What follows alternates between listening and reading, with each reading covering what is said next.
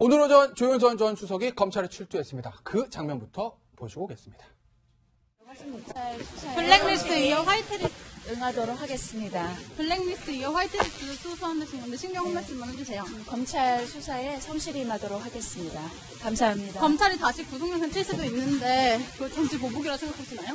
수사에 성실히 임하겠습니다. 감사합니다. 이현종 의원. 수사에 성실히 임하겠습니다. 감사합니다는 뭐 항상 나오는 대사인데 제가 오늘 인상 깊게 본 건요. 얼굴에 미소가 있습니다. 사실 조 전 수석이요. 이 국정농단 사태 지금 1년째 됐는데 그동안 웃은 적이 없거든요. 검찰 출두할 때나 구치소 나올 때나 재판 출석할 때. 그런데 오늘은 입가 지금 보시는 것처럼 입가에 미소가 있어요. 뭐 미소를 짓고 싶어서 지었겠습니까? 하루는 검찰, 하루는 법원. 지금 또 이게 왜냐하면 지금 지난번 이제 그 블랙리스트와 관련해서는 일단 지금 집행유예 풀려났지 않습니까? 근데 문제는 지금 화이트리스트와 관련해서 이게 또 연루가 돼 있고 또 국정원 특수활동비를 매달 500만 원씩 받았다는 혐의가 또 있는 것이거든요. 그렇기 때문에 아마 조윤선 장관은 이번 같은 경우는 지금 특수활동비 관련한 수사가 지금 집중되고 있기 때문에 이게 상당히 제가 볼 때는 아마 본인도 상당히 긴장할 수밖에 없는 상황 같습니다. 긴장할 수밖에 없는 상황인 이유가 김 기자, 특활비가 건너갔던 진술이 나왔잖아요. 그것도 이제 국정원 전직 관리발로 이현수 전 기획조정실장도 이야기를 했고, 과연 이 사안에 대해서 조 전 수석이 그 수사망을 피해갈 수 있을까 많은 분들이 궁금해하시는데요. 이 부분은 아무래도 이제 검찰이 어느 정도의 증거 능력을 이제 확보하고 있느냐, 증거를 확보하고 있느냐에 따라서 달라질 것 같은데 일단은 이제 그 조 전 수석이 이제 좀 안심하는 듯한 그런 모습, 특히 이제 미소를 보였던 그 부분을 봤을 때는 그 특활비 사용 용처라는 것이 이제 명확하게 규명이 되지 않기 때문으로 보입니다. 이제 물론 이제 추명호 전 그 국정원 국장의 이제 그 증언이 있었기 때문에 조 전 수석 또한 이제 매달 500만 원씩 특활비를 받았다라고 이제 얘기가 나오고 있지만 정확하게 도대체 어디에 규명을 했냐, 어디에 사용을 했냐 이 내용이 이제 규명이 되지 않을 가능성이 높다고 이제 판단을 해서 제가 보기엔 다소 이제 안도하는 그런 모습이 아닌가 싶습니다. 자, 조 전 수석 같은 경우에 검찰 의견에 퇴각했다는 5천만 원을 총액 상납을 받았다는 건데 조 전 수석은 돈 씀씀이와 관련해서 국회에서 조금 곤혹을 치른 적이 있습니다. 그 장면부터 보시고 오겠습니다. 왜 이렇게 돈을 많이 쓰셨는지 다시 속 시원하게 좀 답변해 주세요. 간단하게. 저도 마찬가지고 또 배우자도 마찬가지고 어느 자리에 가서나 이 동료들이나 후배들에게 늘 이렇게 이 베푸는 그런 것이 너무 몸에 계속 배어 있어서 저희가 오랜 동안 그런 생활을 하다 보니 미처 그렇게 이 수입을 아주 잘 저금을 하면서 지내지는 못한 것 같습니다. 13년부터 16년까지 그때 이제 두 자녀가 뉴욕 쪽에서 유학하고 있었죠. 예, 동부에서 유학하고 있었죠. NIU 한 학기 등록금이 얼마입니까? 학기마다 다른 금액으로 청구가 되고 있어서 정확하게 평균은 내지 않았지만 4만 불 되죠. 한 학기가 한 2만 5천 불 정도 되는 것으로 제가 좀 확인을 해보겠습니다. 아니 엄마가 그것도 몰라요. 그걸 송금 내역을 보니까 학기마다 등록비가 한 학기 얼마인지 그걸 확인을 해야 됩니까 엄마가? 버나드 대학은 얼마입니까? 3만 불 정도 송금한 것으로 알고 있습니다. 아니 도대체 뭐 엄마 맞아요? 아니 돈이 얼마나 많길래 이런 뭐 몇만 불 이거는 뭐 안중에도 없는 겁니까? 박지훈 변호사. 이 조윤선 전 장관의 남편인 박성엽 변호사도 유명한 변호사고 조 전 장관 본인도 뭐 김앤장 변호사 출신 시티은행 부행장까지 했어요. 그러니까 뭐 돈이 많으니까 돈 많이 쓰는 건데 근데 저는 생활비 한 1년에 많이 쓰는 거랑 5천만 원 검찰 주장입니다만요. 그 특활비 상납받았다는 거랑 묘하게 좀 매치되는 것이 있는 것 같아요. 그렇죠. 우리 이제 일각에 보도됐던 부분들이 있습니다. 조윤선 전 장관이 갔던 소위 말하는 조윤선 맛집이라 맛집 지도라고 있습니다. 지금 나오고 있죠. 보면 뭐 종로라든지 강화문이라든지 여의도, 강남 일대에 많은 맛집들 조윤선 전 장관의 어떤 그 회계 보고서를 파악해 보니 카드 내용서를 파악해 보니까 갔던 어떤 식당 같은 것들 지도를 연결해 보니까 100대 정도 되는데 우리나라에서 가장 유명한 음식점들이 지금 체크되는 100개요? 100개 이상입니다. 100개 이상인데 그래서 이제 이 맛집들이 그 비용이 그렇게 싸지가 않습니다. 비용이 상당히 비싸기 때문에 만약에 이제 정무수석으로 500만 원 정도 받았다 그러면 이 돈 자체를 뭐 개인적으로 썼다기보다는 어떤 식사 비용을 통해서 그 식사 비용 정무수석이 하는 게 원래 식사를 많이 하는 자리잖아요. 정치인이라든지 기자라든지 그런 사람들하고 식사 비용을 쓴 게 아니냐. 이게 아마 검찰이 주목하는 부분이라고 좀 생각이 듭니다. 네, 조전 수석의 남편이 오늘은 함께 동행은 하지 않았습니다만 지난 항소심에서도 남편과 함께 출석을 했고 또 사부곡이 상당히 눈길을 끌었는데요. 남편 박성엽 변호사의 과거 이야기 한번 들어보시죠. 되게 저는 법원에 대해서 고맙게 생각하고요. 저희가 이렇게 오해라는 말이 있는 아무도 없었는데 아무도 없었는데 법원이 길을 열리고 보여줘서 그걸 너무 고맙게 생각합니다. 그 형량보다는 지금 명예라는 게 있습니다. 저희 입장에는 저희가 거짓말을 했다고 하기 때문에 그 부분은 좀 아쉽게 생각하고요. 그 부분은 좀 다시 한번 생각해보고 아니 뭐 아직 한숨도 나오고요. 많이 남아있으면 그렇긴 한데 적어도 하여튼 누군가는 우리 말을 이해해줬다는 게 너무 감사합니다. 재판도 한 번도 듣지 않았는데 그래서 너무나 감사하게 생각합니다. 뭐 항소 계획도 이제 같은 생각했습니다. 알겠습니다. 감사합니다. 뭐 조 전 장관 1심은 일단 집행유예 석방이 되긴 했는데 항소심이 기다리고 있고 또 다시 새로운 혐의로 수사를 받고 있습니다. 어떻게 될지 지켜보도록 하고요. 다음 뱅크의 사건 5의 오늘의 첫 번째 소식을 한번 보시겠습니다. 바다 건너에서는 북한의 김정은이요. 오늘의 1위 소식 전해드리려고 하는데요. 이 백악관에서 트럼프 대통령에 대한 막말을 쏟아냈던 김정은 백두산을 찾았습니다. 이 북한에서 주요 결정이 있을 때마다 백두산행을 북한 지도자들은 택했는데요. 과연 내년 신년사에서 어떤 모종의 메시지를 발표하기 위한 일종의 구상이었을까요? 이런 가운데 앞서 말씀드린 대로 미국이요 말이죠. 내년 2월 평창 동계올림픽 참가에 대한 확답을 내놓지 않고 있습니다. 도대체 미국의 속내는 뭘까요? 어떤 전략이 여기에 숨어 있는 걸까요? 한번 또 집중 분석해 드리죠. 신부장께 여쭤볼게요. 1년 1개월 만에 백두산 찾았잖아요. 네. 도대체 방문했던 시기를 보면 꼭 중요한 어떤 메시지를 내놓기 직전이나 그 후였단 말이죠. 예. 이번에는 어떤 메시지일까요? 일단 저희가 이제 그 북한이 그 사회주의 국가이기 때문에요. 네. 그 하는 행동이나 이런 것 때문에 계획을 세워서 합니다. 그래서 계획을 세운다. 한번 방향이 정해지면 일정 기간 가는 성향이 있습니다. 네. 그걸 국면이라고 하는데 네. 저희가 너무나 잘 아시지만은 작년 1월 6일 날 핵실험을 하죠. 핵실험을 하면서 계속 전략 도발이 2년 동안 이어진 거 아니겠습니까? 그렇죠. 2년 동안 이어져서 굉장히 어떻게 보면 기술적으로는 비약적으로 발전한 걸 보여줬죠. 그러면 과연 이 도발 국면이라고 하는 이 도발 국면이 어디까지 갈 거냐라고 이제 저희가 잘 보고 있고 지난번에 그 B1B가 NLL을 넘어서 날면서 북한이 75일 동안 조용하잖아요.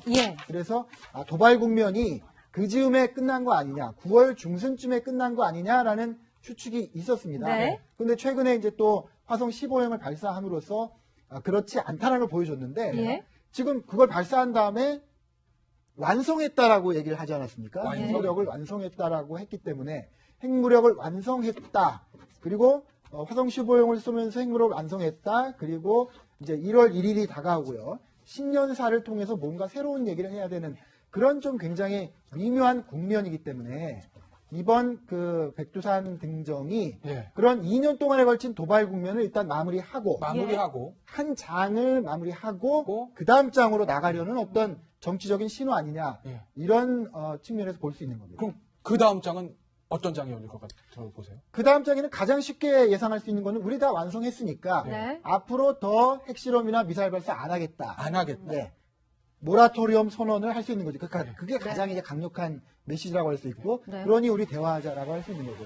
아니면은 이런 게 있습니다. 지금 오늘 그 일본 언론이 보도를 했는데 이제 대륙간 탄도 미사일은 쏘지 않고 다시 옛날 방법으로 위성을 쏘는 형식으로 로켓 실험을 할 것 같다는 거예요. 그거는 평화적 우주 이용의 권리를 표방한 거죠. 표방한다.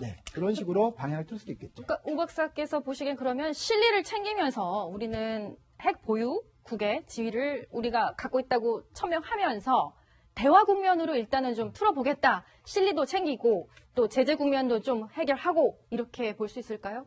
근데 그 대화 국면이라는 그 단어가 이제 좀 혼동이 올 수가 있습니다. 왜냐하면 북한은 지금까지 대화를 안 하겠다고 한 적은 없습니다. 단지 북한을 핵 보유국으로 인정을 하면 대화를 하겠다는 이야기를 계속해 왔습니다. 그것은 이제 본인들이 비핵화의 대화에는 나설 뜻이 없다는 것을 분명히 한 것인데요. 지금 신석호 부장께서 말씀하신 대로 북한은 이번에 화성 15형 발사 이후에 핵무력 완성의 위협을 달성했다라고 이야기를 하고 있습니다. 아직 기술적으로 보면은 남아있는 실험들이 있을 텐데 이번에 정치적으로는 모든 핵무력 완성이 끝났다라고 하는 것은 본인들을 더 이상 비핵화에 대화에 나서게 할 생각은 하지 말아라. 우리는 우리가 정한 스케줄에 따라서 앞으로 핵 보유국인 상태에서 협상을 할 것이다라는 이야기를 하게 될 것입니다. 그렇다고 본다면 지금 사실 미국으로서는 이 부분에서 굉장히 완강한 입장을 고수하고 있습니다. 북한이 비핵화 대화가 아닌 다른 형식의 대화는 지금 미국은 상관이 없는 상관인데 지금 중국은 입장이 조금 다른 것이고요. 우리나라도 이제 평창 올림픽을 앞두고 있고 또 남북 관계 진전이라는 또 다른 목표가 있기 때문에 이 부분에서 북한이 한미 간 그다음에 중국과 미국 간의 갈등을 노리고 신년에 이러한 입장을 밝히기에 앞서서 백두산을 가서 국민들에게 본인의 뜻을 알리고자 하는 이런 목적이 있었다고 생각이 됩니다. 자, 주제를 조금 바꿔보겠습니다. 신석구 부장께 제가. 평창올림픽이요. 갑자기 좀 발등에 불이 떨어진 상황이에요. 미국에서 참가한다 안 한다 명확한 답을 주고 있지 않은 것 같은데 기대한다라는 얘기만 하지 않습니까? 네. 미국의 속내 도대체 뭘까요?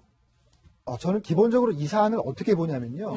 미국이 지금 무슨 생각을 하는지 좀 의심스럽다 이게 아니고 우리가 너무 민감한 거 아닌가 하는 너무 민감하다 우리가. 평창 동계올림픽에 미국이 참가하지 않을 이유가 별로 없는 것 같아요. 만약에 정말 북한이 어이없는 도발을 하고 미국이 정말 거기에 무력으로 대응하지 않을 수 없는 그런 상황이 온다면 미국뿐만이 아니라 그 대회 자체가 취소될 수가 있는 거죠. 그러니까 미국이 지금 평창에 우리 대표단을 보내야 되는지를 놓고 심각하게 고민하고 있지 않다고 봅니다. 저는. 고심하고 있지 않다. 그 정도의 우선순위가 높은 결정사항이 아닌 건데 유엔 주재 미국 대사가 원론적인 얘기를 한 것 같아요. 결정을 우리가 곧 해야 되는데 안전도 고려 사항이다. 그것을 우리가 너무 크게 너무 민감하게 받아들이는 것이 아닌가. 저는 그렇게 생각합니다. 네, 오 박사님 일각에서는 이제 헨리 대사가 트럼프 대통령의 측근이고 강경파고 이제 그 질문에 대해서 상당히 좀 이렇게 우회적으로 대답을 하니까 이런 게 일주일 동안 계속 나오는 건데요.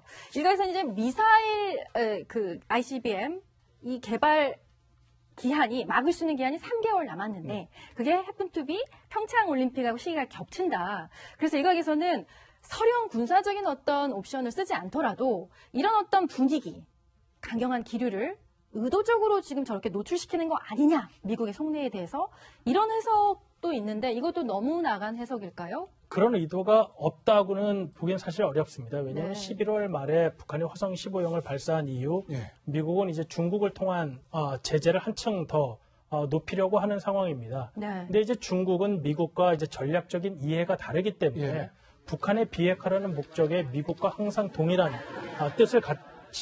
뜻을 가지고 있는 것은 아닙니다.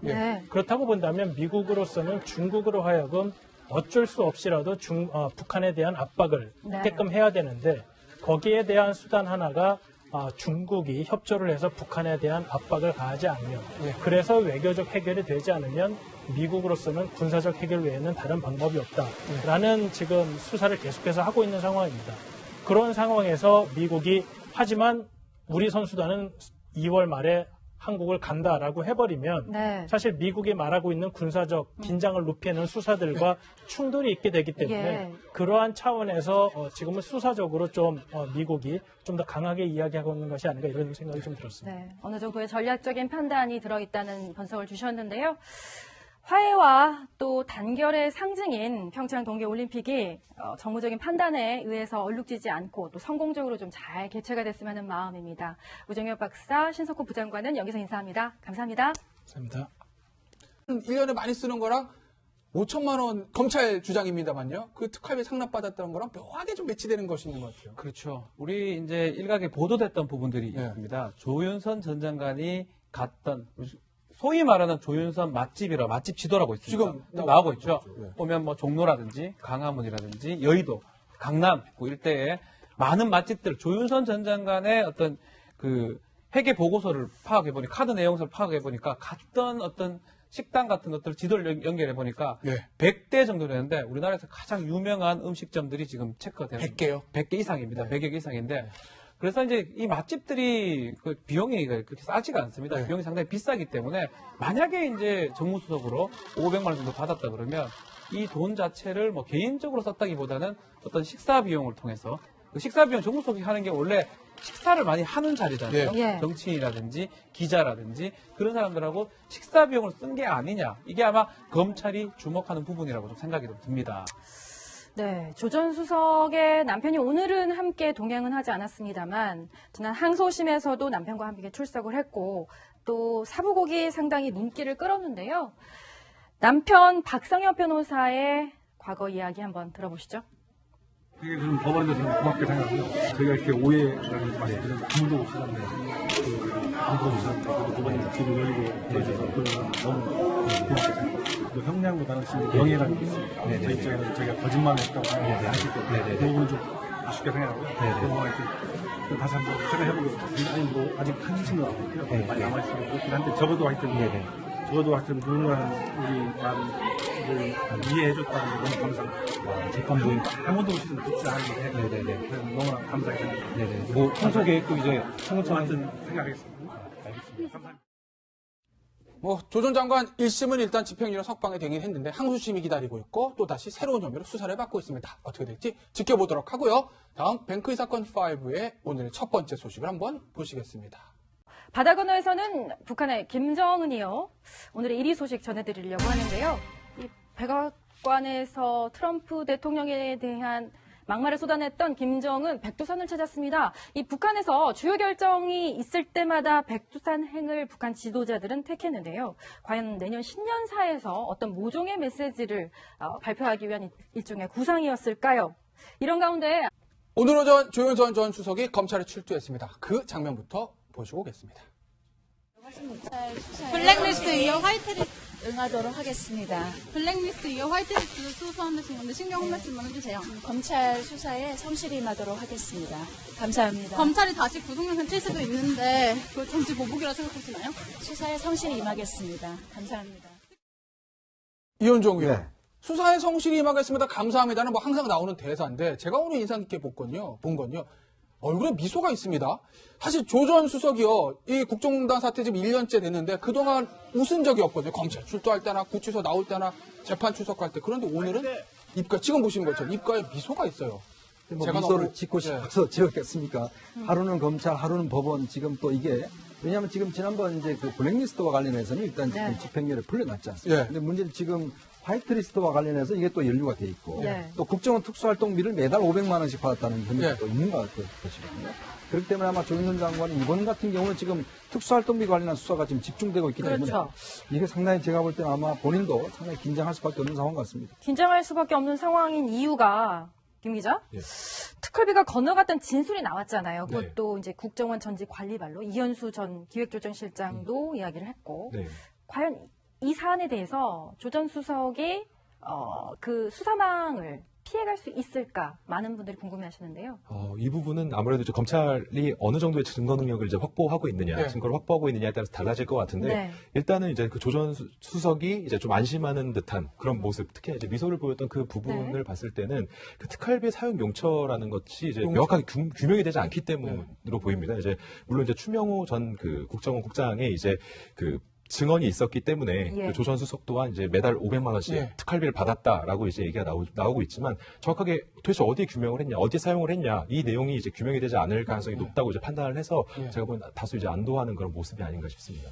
자, 조 전 수석 같은 경우에 검찰 의견에 택하겠다는 5천만 원을 총액 상납을 받았다는 건데 조 전 수석은 돈 씀씀이와 관련해서 국회에서 조금 곤혹을 치른 적이 있습니다. 그 장면부터 보시고 오겠습니다. 왜 이렇게 돈을 많이 쓰셨는지 다시 속 시원하게 좀 답변해 주세요. 간단하게. 저도 마찬가지고 또 배우자도 마찬가지고 어느 자리에 가서나 이 동료들이나 후배들에게 늘 이렇게 이 베푸는 그런 것이 너무 몸에 계속 배어 있어서 저희가 오랜 동안 그런 생활을 하다 보니 미처 그렇게 이 수입을 아주 잘 저금을 하면서 지내지는 못한 것 같습니다. 13년부터 16년까지 그때 이제 두 자녀가 뉴욕 쪽에서 유학하고 있었죠. 예, 동부에서 유학하고 예, 있습니다. 대학교 한 학기 등록금이 얼마입니까? 학기마다 다른 금액으로 청구가 되고 있어서 정확하게 평균은 내지 않았지만 4만 불 되죠.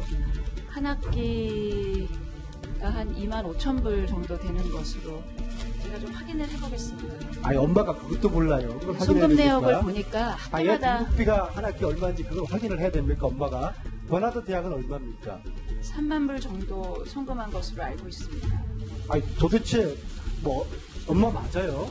아니, 돈이 얼마나 많길래 이런 뭐 몇만 불 이거는 뭐 안중에도 없는 겁니까? 박지훈 변호사. 네. 이 조윤선 전 장관의 남편인 박성엽 변호사도 유명한 변호사고, 그렇죠. 조 전 장관 본인도 뭐 김앤장 변호사 출신 CT은행 부행장까지 했어요. 그러니까 뭐 돈이 많으니까 돈 많이 쓰는 건데, 근데 저는 생활비 한